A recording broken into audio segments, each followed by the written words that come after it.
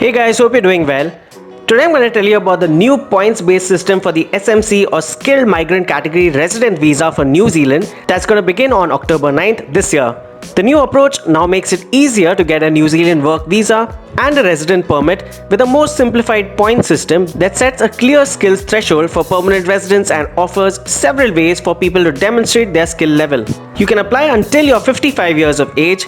And the best part is there's no limit or quota set for the number of visas. Yes, that's an unlimited amount of visas offered under the new system.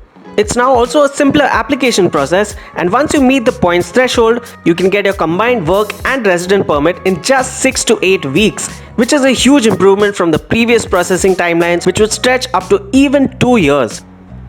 Now, how much will you actually earn?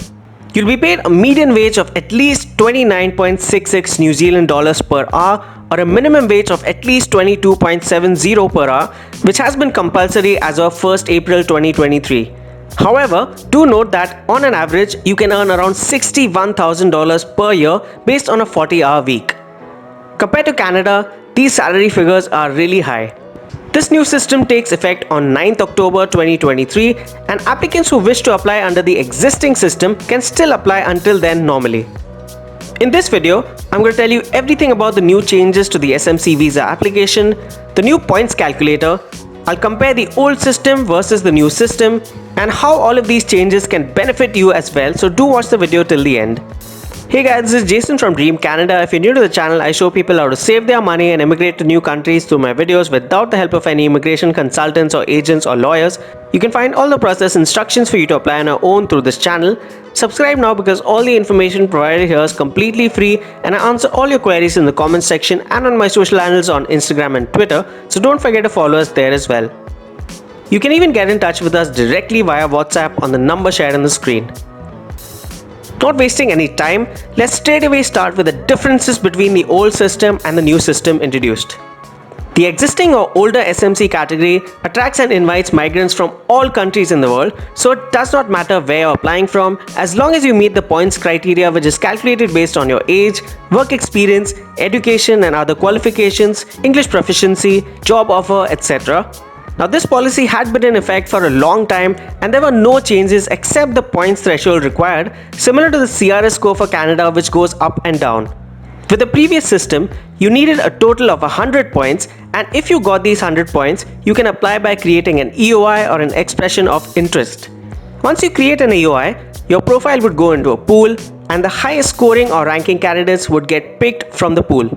Earlier, candidates with 140 points were getting selected, which then went up to 160 points, and the last selection which happened at 180 points. Now coming to the new changes to the point system.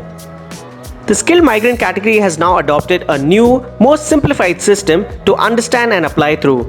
This newer system has only 6 points in total, which is gained through 3 different categories. Kindly note that you can score the full 6 points in only one category and become eligible. You can't collectively count all your points for all the 3 categories together.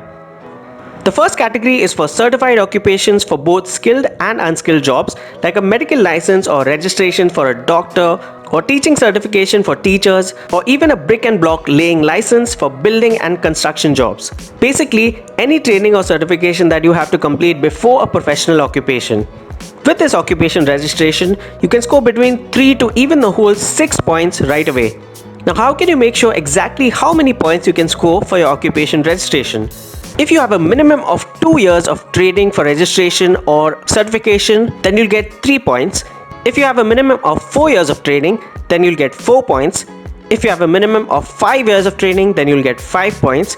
And if you have a minimum of 6 years of training, then you'll get the whole 6 points, and you'll be eligible with this criteria alone.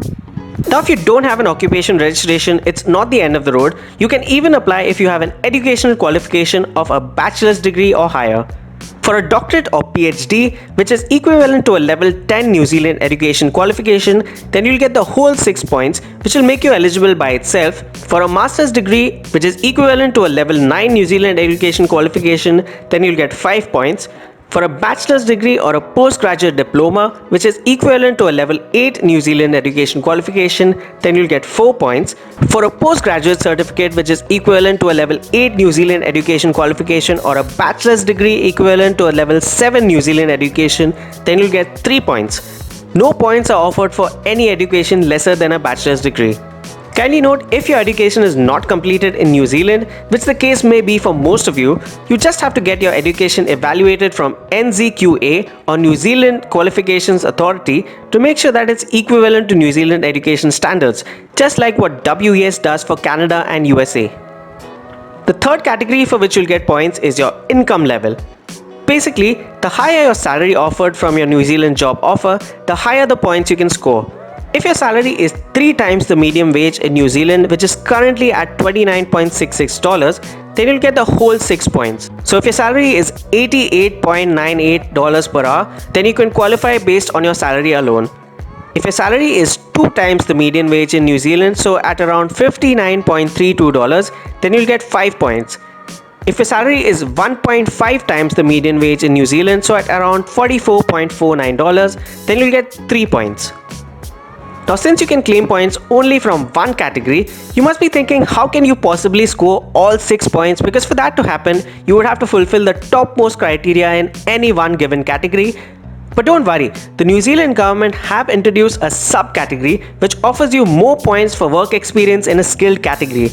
For each year of skilled work experience, you can get 1 point up to a maximum of 3 points. So you can combine any category along with a 1 to 3 years of skilled experience depending on how many points you need. For example, if you've completed a bachelor's degree equivalent to a level 7 of New Zealand education, then you'll get 3 points with that, and you can complete 3 years of skilled work experience for 3 additional points awarded for this subcategory. So your total would be 6 points, which will make you eligible to apply through this new point system. Similarly, if you've completed a master's degree which is equivalent to a level 9 New Zealand education, then you'll get 5 points, and so you'll need just 1 year of skilled work experience to become eligible with 6 points.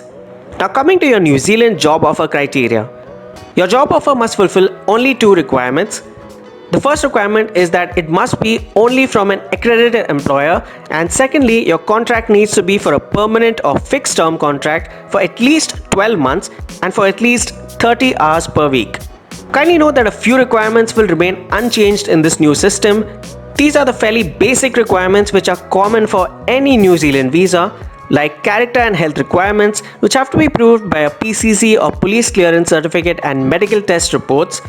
English language requirements, which are 6.5 bands with an IELTS, TOEFL or PTE English tests, and your age, which is 55 years. There is no other country in the world that's offering residency for skilled migration up to such a high age of 55 years. So that creates a much bigger opportunity for many more people to come and settle in New Zealand. Alright guys, so that was a new point system for New Zealand. For more immigration and travel tips, subscribe to this channel now. Do like this video if you like the content, and comment what topic you would like to hear about next. Thank you so much for watching. Remember to subscribe for regular updates on immigration, and don't forget to follow us on Instagram as well. I wish you the best of luck for your application and hope you have a great day.